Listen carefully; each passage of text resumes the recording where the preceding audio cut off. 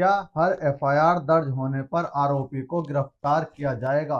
दोस्तों, आज हम एक बेहद महत्वपूर्ण कानूनी सवाल पर बात करने जा रहे हैं।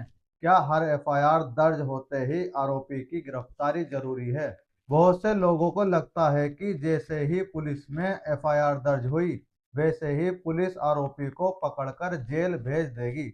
लेकिन सच्चाई इससे अलग है। इस सवाल का सीधा और स्पष्ट जवाब है नहीं। हर एफआईआर दर्ज होने पर गिरफ्तारी अनिवार्य नहीं होती। आज की इस वीडियो में हम दो महत्वपूर्ण कानूनी प्रावधानों के आधार पर इस विषय को समझेंगे।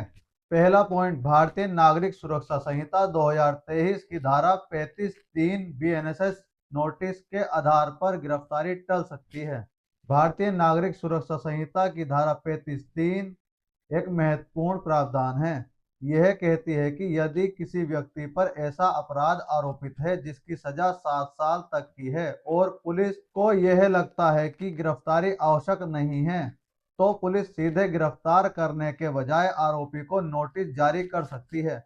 इस नोटिस के तहत आरोपी को जांच में सहयोग करने और तय समय पर पुलिस के सामने उपस्थित होने के लिए कहा जाता है।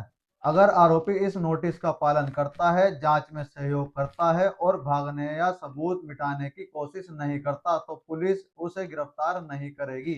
यानी साफ है कि एफआईआर दर्ज होना तुरंत गिरफ्तारी यह नियम नहीं है। गिरफ्तारी कब आवश्यक मानी जाएगी? धारा 35 के अनुसार पुलिस को यह संतुष्टि होनी चाहिए कि गिरफ्तारी इसलिए जरूरी है। आरोपी अपराध दोबारा कर सकता है, सबूत नष्ट कर सकता है, गवाहों को प्रभावित कर सकता है, न्यायिक प्रक्रिया से बच सकता है। अगर ये परिस्थितियां मौजूद नहीं है तो गिरफ्तारी की जगह नोटिस पर्याप्त है। ऑनरेबल सुप्रीम कोर्ट के महत्वपूर्ण फैसले ने इस सिद्धांत को और मजबूत किया था। ऑनरेबल सुप्रीम कोर्ट ने अशनीर कुमार बनाम स्टेट ऑफ बिहार के ऐतिहासिक फैसले में इस केस में कोर्ट ने कहा था कि 7 साल तक की सजा वाले मामलों में पुलिस को सीधे गिरफ्तारी नहीं करनी चाहिए, बल्कि पहले यह देखना चाहिए कि क्या गिरफ्तारी वास्तव में जरूरी है। कोर्ट ने स्पष्ट किया, गिरफ्तारी एक अपवाद होनी चाहिए, नियम नहीं। इस फैसले के बाद पुलिस अधिकारियों को निर्देश दिया गया कि वे गिरफ्तारी के लिए ठोस कारण लिखित रूप में दर्ज करें। तो अगर आपके खिलाफ एफआईआर दर्ज हुई है और मामला 7 साल तक की सजा वाला है, तो घबराने की जरूरत नहीं है।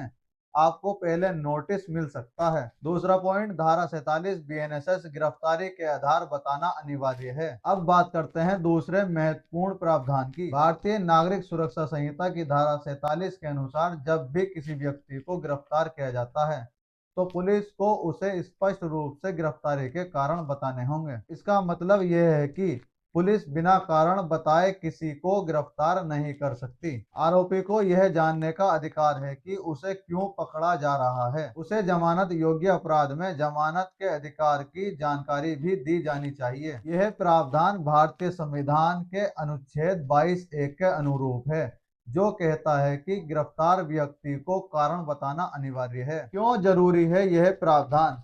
क्योंकि गिरफ्तारी व्यक्ति की स्वतंत्रता पर सीधा प्रभाव डालती है। कानून यह सुनिश्चित करना चाहता है कि पुलिस अपनी शक्तियों का दुरुपयोग न करे। अगर पुलिस बिना पर्याप्त कारण के गिरफ्तारी करती है, तो वह न्यायिक जांच के दायरे में आ सकती है। दोस्तों, आज की वीडियो से आपको यह साफ समझ में आ गया होगा कि हर एफआईआर दर्ज होने पर गिरफ्तारी जरूरी नहीं है।